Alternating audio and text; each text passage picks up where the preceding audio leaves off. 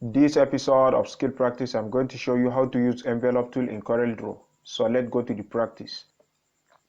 Idan za ka yi amfani da wannan tool din, za ka zo sai ka shiga toolbox, sai ka yi clicking akan interactive blend tool. Bayan ka yi clicking a nan wurin, za ka zo ka shiga interactive envelope tool. So a nan wurin yanzu bayan ka yi clicking a nan wurin, za ku ga cewa yana da wannan text din yanzu ya bamu waɗannan note din da za mu gani a nan ta gefe da gefe. A nan wurin kowane ka kama zai kasance yana da handle ne da za ka iya ja kai creating wani shape. A yanzu kamar yadda za mu gani kamar haka. Sannan za ka iya kamar da wannan. Sannan a nan wurin let's say za mu creating wanda muka nuna a nan wurin da farko. So bayan ka yi clicking wannan sai ka ja, sai ka zo ka kai clicking akan wannan note din sai ka ja shi sama. So a nan wurin yanzu wannan shine yadda muka creating wannan. Sannan kuma idan ya kasance kana so bayan ka yi creating wannan kana so za ka cire shi kamar da text din normal text, za ka zo ka a nan wurin za mu yi duplicating din shi. Bayan da muka yi duplicating a nan sai ka zo ka kai clicking tool din.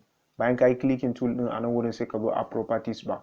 A properties bar a nan wurin za ku ga cewa muna da clear envelope tool kamar yadda za mu gani. So wannan shine za ka yi clicking sai ka goge wannan tool din da ka yi amfani da shi. So a nan wurin yanzu za ku ga cewa da muka yi clicking mun goge ya dawo asalin normal text. Sannan idan kuma kana so za ka yi amfani da preset ne, za ka zo ka kai clicking akan tool din sai ka zo a properties bar a nan wurin da kwai preset. So a nan wurin za ka yi clicking akan drop down menu din nan. A cikin preset din nan za ku ga mana da preset guda 6. Bayan ka zo idan kai hover akan shi za ku ga cewa da kwai preview na wannan preset din, alamun yadda object din zai kasance idan kai clicking akan shi. So a nan wurin wannan shine let's say za mu zo mu clicking akan wannan. So yanzu za ku ga cewa ya apply mai daidai da wannan din nan.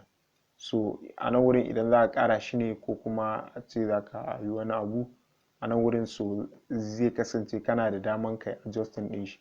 Idan kuma ya kasance wannan ne kake so kai adjusting, kana da daman yin hakanan din. Za ka iya zuwa shi ma nan ka ƙara mai girma. Shi ma wannan za ka iya zuwa ka ƙara mai girma kamar haka. So wannan shine a takaice. Sannan kuma za ka iya yi ma shape a nan wurin. Za ka zo ka shiga preset sai let's say ka yi adding wannan. Sannan kuma za ka iya zuwa let's say ka yi drawing wani shape kamar haka. Bayan ka yi drawing din shape a nan wurin sai ka zo ka kai clicking. Bayan ka yi clicking a nan wurin sai ka zo ka designing wannan a haka.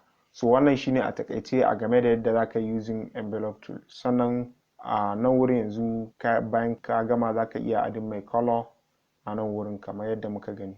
Thank you for watching this video and I would like to see you in the next video.